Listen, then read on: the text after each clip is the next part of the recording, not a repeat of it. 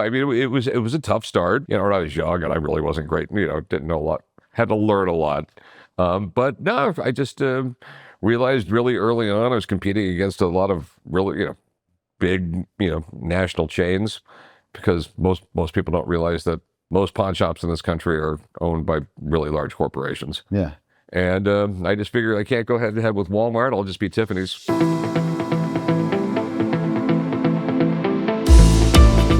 Welcome, everyone, to this edition of Smarter Sourcing. My name is John Pavia, and today I am in Las Vegas, Nevada, with Rick Harrison, the founder and host of Pawn Stars and the founder of the Great American Gold and Silver Pawn Shop. And Rick, thanks so much for being here, thanks so much for having me here. When I first pitched this idea of having you as one of our guests, of course, this show is predominantly for the professional sourcing and procurement people of the world, we think. And the first question was, Rick Harrison, I was like, he is the ultimate buyer, right? Yeah. So I got a ton of questions for you. I know I only have you for a short amount of time, but as I was going through your background, there was a few things we had in common. Both military dads, both worked with our dads. But the thing that struck me the most out of going through your background was, I read a book when I read a book. It was a picture book. I had to be 5, 6 years old. It was on Abraham Lincoln. And that was it. It put an imprint on me. I wanted to be a lawyer. He was a lawyer. And that's what I ended up doing. And no one can change my mind. I was fascinated by your background. I know you developed epilepsy as a little kid, which then required you to be in bed more than the average kid. And you became an avid reader. And whether it's your mom or your dad, brings a book home by John V. Fitzgerald called The Great Brain.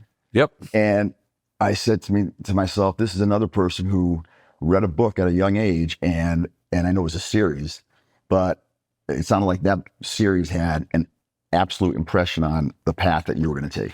Yeah, it kind of did. I mean, it was every kid should read it. It's entrepreneurship, it's history and everything, and it's just, I mean, it's a set of books made for young children. I mean, like 8, 9, 10, 12 years old. And basically the whole premise of the book was, this kid, he's 8 years old, it's the 1890s in Utah, declares to everybody he has a great brain.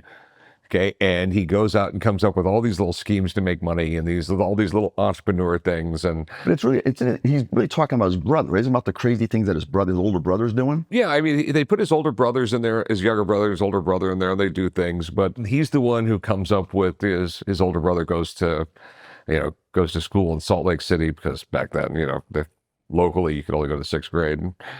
So he takes his brother's bicycle and starts renting it out and just other little things like that, and he's always coming up with all these different ways to make money. You know what I mean? Like, one neighbor has a really large garden. They need all the weeds pulled. So, he gets 50 cents and gets 3 of his friends, gives them 5 cents a piece, and he pockets the rest of the money. Just 100 little things like that. There's always a moral story at the end. I mean, it really thought making money's easy. This really, to me, when I read your background, I watched a couple of the interviews, I'm saying to myself, and I always, when I hear about someone who did something happened to them at a very young age, and it was like, that's what I want to pursue, because that happened to me. And then you're I don't know how old you are, but you're watching or you're talking to somebody about these baby bottles on Oprah. You just become a deal maker. I mean, it becomes part of you that from a young age, you are doing deals, like crazy ways to make money. And I was speaking to the graduating class of the MBAs at LSU last year. And, I tried to explain to them, you guys all want to be entrepreneurs and everything else. Well, here's a few things you need to know. Okay. So I'm sure all of you have sat around and you saw some little infomercial on TV and go, I thought about that years ago. Yeah. Yeah. But you didn't do anything about it. Okay. I mean, it's no guts, no glory. That happens all the time. You know what I mean? And the baby bottle thing, that was what, 21 years ago. That was, my youngest son's born, and my wife calls me up and says, and we were had a house way out on the other side of town, and, internet was sketchy at best. And she goes, can you go online and order me some Pony baby bottles? I go, well, what are you talking about? And she goes, I was just watching Oprah. There's these baby bottles for infants, and I think they're really cool. I'm going, all right, new mom, you're watching Oprah. Was it a rerun? She goes, no, it wasn't a rerun, because they're talking about this, and then I go, okay, so new mom, you see these bottles on Oprah, you want to order them right away. She goes, yeah, can you get me 3? So like 5 minutes later, I'm going like, I know it sounds insane that a pawn shop wants 5,000 baby bottles. Where do I wire the money? And he goes, don't you want to try out a few? No. I already had a whole team of people selling stuff on eBay. Yeah, so I got the baby bottles, and then like a week later, and I made an extra 15 grand that month. That's great. So talking about being an entrepreneur, you first break into the business by your dad gets out of the military, and then the first store is his coin shop. Yeah. Okay. And so tell us about that and what was like. Well, then. my dad bought and sold real estate. He used to bought and sold real estate in San Diego. Then 1981 interest rates go to damn near 20%, and that sort of crashed the whole thing. He went broke. We moved to the land of milk and honey. He opens up a little coin shop on the Strip, and I worked with him, and I did other things. And then, I wanted a pawn shop. He wanted a pawn shop. So as a very naive 22-year-old, I go down to City Business License because everyone told me I can't get a pawn license. Said you got to wait for someone to die, and it's going to cost you $1 million to buy the license off the family. And well, like as a 22-year-old, I'm like, that's bullshit. You know what I mean? So they only have so many pawn licenses they give out, Yeah. or so. So I, as a naive 22-year-old, I go to City Business License. I want to open a pawn shop. You can't. Why not? They hand me the city code. So apparently, what happened in 1955, the good old boys got together, passed a city ordinance saying that they would issue 1 pawn license when the city population got to 250,000. Okay, they passed this law when 25,000 people lived in the city limits. They never thought it was going to happen. And I thought, well, damn, it's got to be close. So like every couple of weeks, I'd call the city statistician.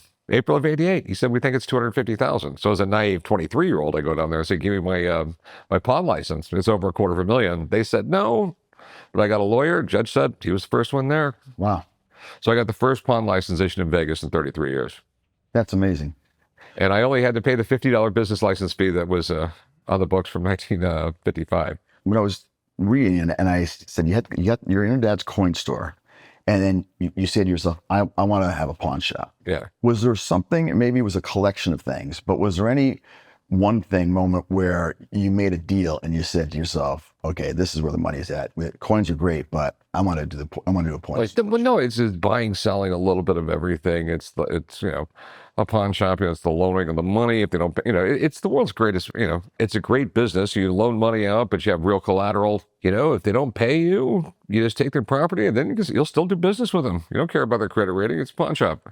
Yeah, and so now you open your pawn shop, and you're talking to the graduating class recently, and you said, hey, you didn't do anything about it. It's scary going out on your own. And so back then, tell us about going out on your own and, Oh, no. I mean, it's always super scary trying to come up with capital, everything. But, you just got to have the drive to do it, and like I've over the years, I've opened up plenty of businesses that have failed and everything like that. And I just tell young people that they're like, failure is just a part of learning because no one's successful at everything besides Elon Musk. Yeah.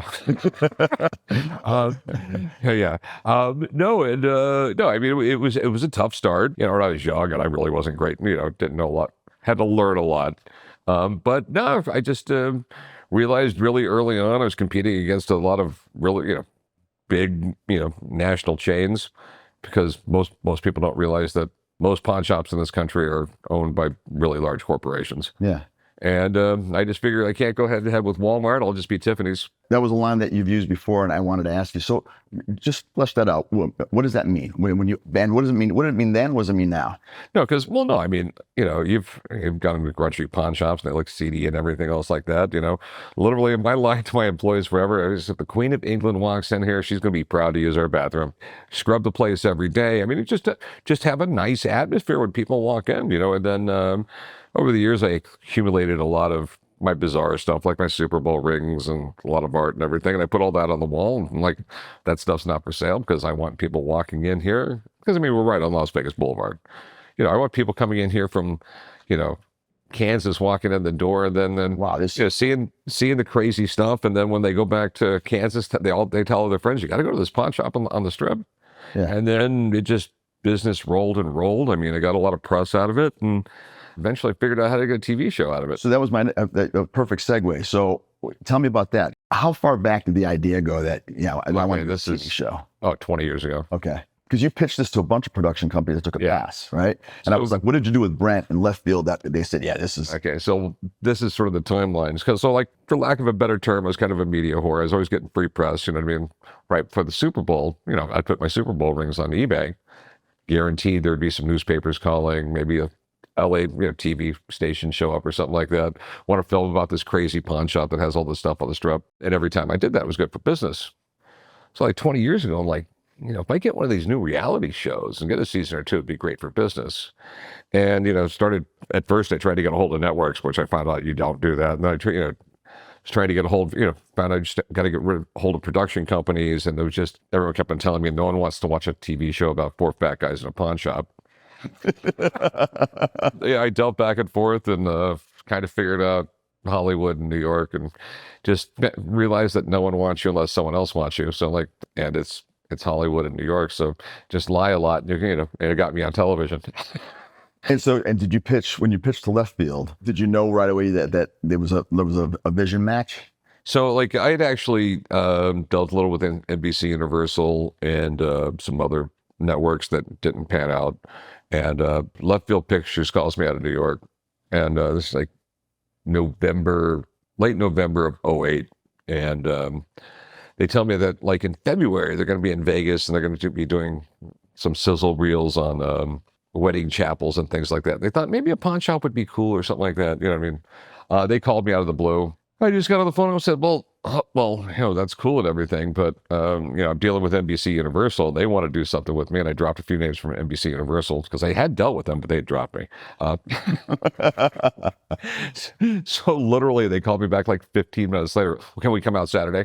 Wow. And then I had to convince my dad to come in on a Saturday because you're never going to get a fucking TV show. This is stupid. You've been doing this for years. And I had to beg him to come in. And then after that, it was kind of kismet. They made a little sizzle reel. A sizzle reel is, most people think that if they do something with a little production company, they filmed a pilot. They didn't film a pilot. They filmed a sales tape. It's sizzled. And after that, it was kind of weird kismet. Brett Montgomery and those guys, back then you had the DVD. They bring it to History Channel. They put it in someone's DVD player, some middle management, someone like that. The DVD player broke.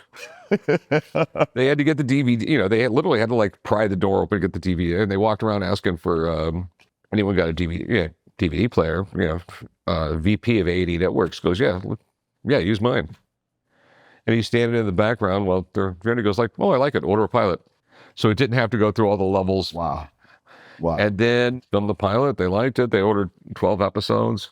And then an intern at Left Field Pictures actually came up with the name. And I was the highest rated premiere in the history of, I don't know if it was all AD Networks or just history, but and to this day, I believe it's because they were going through their cable guide and thought it said something besides Pawn Star. But today, it's the Hallmark show on the History Channel, isn't it? I think it's the it's on Netflix, it's on Hulu, it's on. Oh yeah, It's I do commercials all around the world. It's unbelievable. It's still the number 4 show in Latin America. It just goes and goes and goes. Is the show what you envisioned? I mean, is it kind of? Yeah. I mean, when I started doing this, I wasn't in the production business, so I just had an idea. You know what I mean? I was just the whole laugh and learn TV. I love watching the show, and I watch. I've been watching a long time, and the funnier ones are when one of the guys buys something, and you're like, what the hell did you do? But I'm gonna, and that's what I want to get to right now because, and before we started filming, there was a couple things I didn't want to share with them. So here's what I wanted to share with you.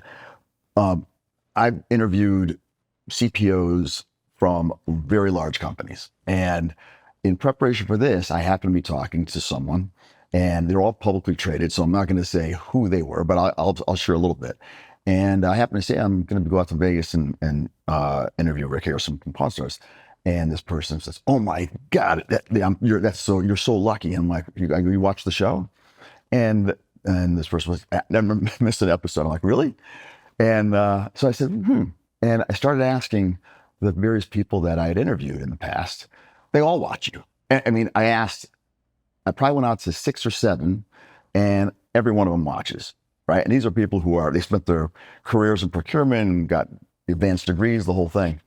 And I was fascinated by that. And so I'm just curious, is that the first time you're hearing that? And no. I mean, no. And have you ever been approached by large companies or procurement people, CPOs, and say, I'd love you to come in and talk to my procurement people? And No, I mean, I used to do a lot of public speaking, but like I said, it's just a time, it's just a time thing.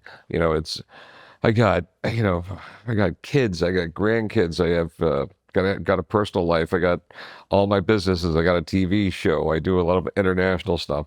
It gets to a point where there's only so many things you can do. Yeah.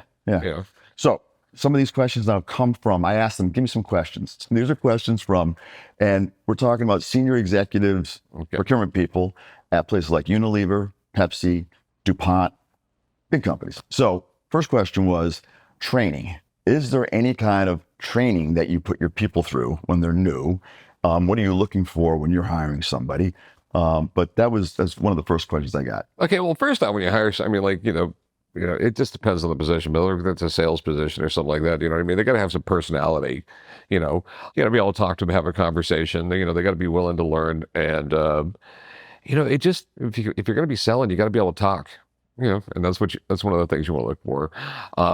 No, we do a lot. They have lots and lots of training. Like literally all my employees now that work the pond counter, you sell jewelry. Every 6 months, you have a 3-day course just on watches. Interesting. We got our own little diamond courses we give to our employees, and we set up a whole thing on that. It's not exactly like you see on TV. I mean, I average 2,000 people a day at the store down there. Wow. Do you measure number of transactions a day? Well, yeah, it's usually, you take out the t-shirt department, everything like that, 400 transactions a day. How many are they where they're inbound, where someone's bringing something in for you to buy? Those are only probably 20 or 30. I really don't pawn or buy as much stuff across the counter as I used to. Mm-hmm. We buy a lot of stuff online, people sending stuff into us. With the TV show, we try to schedule that. Sort of what you don't see on television is I have just professional guys who go to pawn shops and stuff all around the country, and they come in, and I'm literally buying all the, buying Rolexes off them, buying all these other things, and they're bringing vans full of stuff. Yeah, I'm sure what you don't see on television is there like a delegation of authority that the folks down there have a limit of what they can, if something's coming in and they're going to say, I'm going to. I have Judy, she runs my pawn department. I mean, she can spend all the money she wants. She's the brains of the operation down there when it comes to the pawn department. I have a guy who runs the coin department. Literally a couple months ago, he spent $22,000 on 3 Pokemon cards. He goes, "Don't worry, we'll do well." Really? Yeah, no, I mean, it's it's another thing with business, evolve or die. Yeah. I truly think that Pokemon cards are the weirdest, stupidest. I think it's a bad investment when people are buying it. People want them. I'm going to provide them. I remember when the show came out and my son started watching, I think there's something wrong with our son, because the show was bizarre to me. And then coming to find out every other kid his age was watching it. It was unbelievable. I got a question from a very senior procurement person. And the question was, does he have a core strategy that he sticks to and an ethos that, of course, is going to change depending on the transaction? But you come in contact with so many different people that some people are probably desperate for monies, others aren't. But and I saw one of your comments about always being honest with your clients and whatnot. But when it comes to your negotiation strategy, do you have a sort of a core philosophy, a core strategy? My basic core philosophy: if the deal's not right, walk away. I mean, I asked all that time, what's the one deal that you want, that you regret not doing? I went none of them. Deal wasn't right. In my head, if the deal's not right, walk away. Because if you don't have that philosophy in the head, people are just telling you the price. Yeah. You just have to be willing to walk away from a deal because, okay, it's not right. And I tell people that, if you're buying a car, you're buying a house, you're buying it, just like anybody, just walk away. You know what I mean? In the end, it's all stuff. You don't have to have it. But as far as business goes, just if it's not right, just walk away. I mean, if it doesn't make sense in your head. Yeah. So it's just being disciplined on your buying practices. Another question I had was, when you're buying something that we're talking about not just a $10 piece of jewelry, but something that's got, real value to it. Would you rather have a person across the table from you who's really knowledgeable about the item and you're dealing with a really well-educated seller versus someone who really doesn't know what they're talking about, but they think they do? You know, people think it's counterintuitive for me to tell people everything what it's worth and everything like that. But I built an empire, like with my reputation being like, so it doesn't really matter. I mean, I'll just explain to them I'll explain to them this is what I can do. I'll explain to them why I'm paying them this much. Hmm. You know, that's how much I can pay it. That's why I'm going to make some money off you. You know, if you got I mean, if you have like a pile of gold there, I'll make 1% on it. I have no problem because I pick up the phone and it's sold in 2 minutes. You know, bring me something that's 500 pounds. Yeah. And like really limited market, you know, it's gonna, I'm gonna make some more money off it. But one of your strengths that I think I saw as I was going through the background was coming into the business, you were actually very well read. And when I think about how that translates into the world of sourcing procurement, you come to most transactions with some kind of knowledge base about the thing that you're negotiating, which to me is a message which is know your stuff before you get into the negotiation.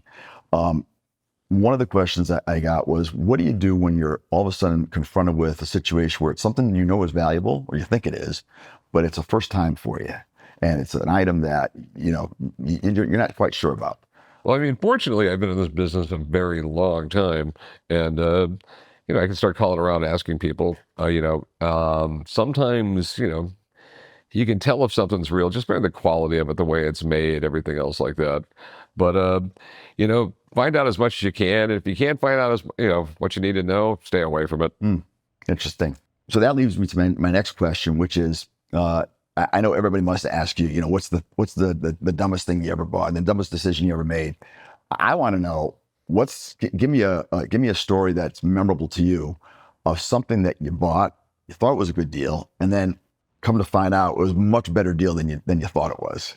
Well, I remember, I mean, this is like, we were talking before the internet, it's like 90, 91, someone walks in the door and they have all these photographs of Native Americans.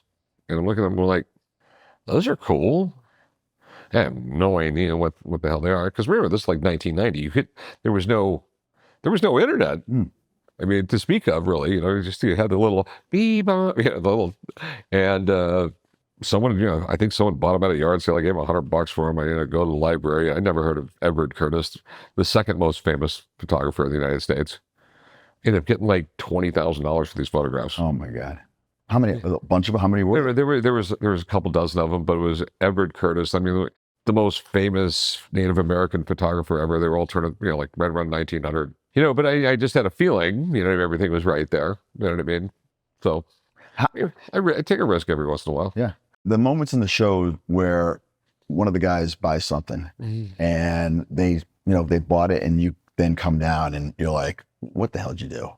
Are those all authentic? Meaning, is it really, they went ahead, bought something, and you're like, yeah, they go ahead. They laugh around the thing when they spend my money. They know, they know it makes good TV. In the end, I'll get my money out of it. I mean, the different exchange of chumley are hysterical. I mean, that is one of the great things about my show, though. I mean, literally, right after an episode airs, the next morning, the phones are ringing off the hook. People wanting to buy the stuff on the show. So a lot of times we just, in the office, they just say, like, okay, we're taking bids on it.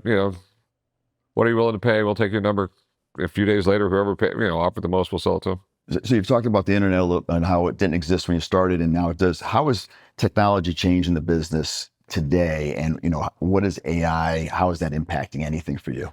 Well, as far as like the internet's the most, the greatest educational tool in the world. Too bad everyone uses it for something else. No, I mean, I can look, if I want to, I can find out in 30 seconds the last auction price of a Triumph Trophy 500 motorcycle. You can, as far as like prices and comparing everything, it's wonderful. I mean, it's changed everybody's life. Yeah. I don't have to deal with a server here in the building anymore. I got cloud-based servers. I got it makes life easier. So when you're talking about evolving, it's always fascinating to me when I talk to a very professional, seasoned procurement person, and one person in particular I'm thinking about, and they talked about forecasting. and getting ahead of the curve. So one of them was in the cocoa right now is at the prices for cocoa worldwide are skyrocketing. And a person I was talking to, a very large company, was talking about how they're using AI technology, whatnot, and they forecasted that a year ahead of time, and thinking about all the different things that cocoa goes into. It may not translate over to your business, but do you spend any time thinking about, okay, what's next? What should I have my guys out there looking for right now? The collectibles market is just bizarro land. I mean, a lot of people believe that all collectibles, they just keep on going up in value. Not true, not true. I mean, like some stuff goes up, some stuff goes down. There's just so many different things in the collectible world nowadays. It's kind of crazy. So, you kind of see the trends, you know what I mean? Like with a lot of collectibles and stuff like that, I don't get overloaded with it. I don't do super deep dives. I mean, there's other things that are just sort of standard, you know what I mean? Like I probably got a couple hundred Dollies, a couple hundred Picassos and things like that in stock, because that stuff's always going to sell. Yeah. If I get a deal on them, I'll buy a big collection. So I buy a lot of estates. A lot of times, you get the retired couple, they move to Miami, they think they're going to open up a nice little, art gallery and everything, and they have no idea what they're doing. And 2 years later, I buy all the stuff off them. Have you ever had a situation where someone's trying to sell you something and they don't realize how valuable it is, and you're like, look, Well, you need to educate yourself on this. Well, no, I'll tell them. You know what I mean? Because I mean, it's literally the 6 degrees of separation. Yeah. I mean, you take advantage of someone. Eventually, they're going to figure out. They're going to tell. There's going to be 6, 8 degrees of separation without. People know you screwed them. If you're honest with them, the degrees of separation are only as much less, but you develop a really good reputation. And it's just worth so much more money having a great reputation and having people from all over basically all the world bring you stuff to know you're going to be honest with them. Do you have a competitor? I mean, I know there's competition out there, but do you have a competitor that you're always keeping your eye on, and you're like, there's something's out there and now it's going to be available, and you know that so-and-so is going to be after it? I mean, I really created like my own little empire. I mean, you have your basic pawn shop, you walk into, there's going to be bicycles and tools. And I mean, I do high-end stuff. I'm a tourist destination. I'm kind of really different than most other people in my industry. So no, and if other people do great, good for them. What is it that that's never walked through the door yet, and you're like, you're still waiting? I have no idea. I mean, it's just, I've had so much. I mean, I still get shocked. Do you? Yeah, no. I mean, the other day, I had a woman come in with Eddie Van Halen, the Frankenstrat. Yeah. Okay. Yeah. Well, he also wore on stage his Frankenstrat custom-made Chuck Taylor high tops. He had a pair of high tops. He always wore them on stage. A woman came in with them. Were they signed? So both of them signed, photo matched the show and everything. Yeah. Okay. Well, I'm still trying to determine if they're photo matched or whatever. But I gave her 10,000 for them. Wow. And so, just on that one, how do you know How do you know you're going to get 10,000 for them, or are you going to make? Well, first off, he's not with us anymore. Right. He's a rock legend. The shoe market is kind of insane. Okay, just because their shoes, they're worth a fortune, and they're custom-made Chuck Taylors with I buy and sell in this world, something like that will go for a lot of money. Interesting. What it will go for, I have no idea, because it's another weird thing with my business. When you buy something, there's only one of them. What's the 1 or 2 things you have that, no matter how much someone offered for it, you're not selling it? Oh, probably nothing besides my kids. Yeah, you have a couple of things that, I mean, I'm looking in your office. You've got a great guitar over there, and there's stuff here. There's what do you really treasure in terms of things that you? No, I have I have a huge collection of books. First edition stuff, or like first edition John Locke, the only person ever quoted in the Declaration of Independence. First edition Francis Bacon. I have incontable books, which are books that were printed in the first 50 years of printing, 1500. I have a lot of books. Cool. Your business cards, you have quotes on the back of them, right? Yeah. Tell us about that for a little, and why you do that. Yeah, basically my business cards, I have quotes all on the back of them, just by the founding fathers. People should know about them. They make a lot of sense. And that's what I want to finish with. With everything that's going on in the world right now, we got an election coming up and whatnot. You and I had a chance to talk a little bit before we started. I personally think every kid should take a class on entrepreneurship, and it should be required, basic accounting. And the stuff that you do, I think it's just so basic to our everyday Yeah. lives. Well, no, I mean, the education system in this country, I mean, our current education system was came up with in the 1890s. And that's literally the formula for it. Because if anyone was going to go past middle school, basically, or past sixth grade, are probably going to go to college and things like that. And this is the way that they should study. So there's nothing practical being taught in high school. I mean, we should have trade school. I mean, literally, when your kid goes into high school, they should sit around with a counselor and their parents. Are you going to go the college path? You're going to go the trade school path? Because I got friends that are welders that make more than lawyers, Yeah. but they don't teach anything. I mean, my son told me this, okay, I went to a very fancy private high school. They never taught me how to read a lease. Yeah, it's amazing. Yeah.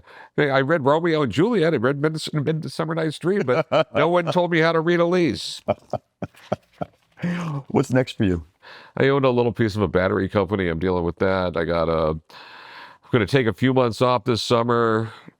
Go up to I have a ranch up in Oregon. I'm going to go up there and see my newest grandbaby. Yeah, I'm hopefully a few months from now, I can take a few months off and then just start the whole train over again. That's cool. This bike, you're telling me, how many miles does that have? 39 miles on it. Unbelievable. What year is it? 1969 Triumph Trophy California Special. They only sold them in California and Arizona.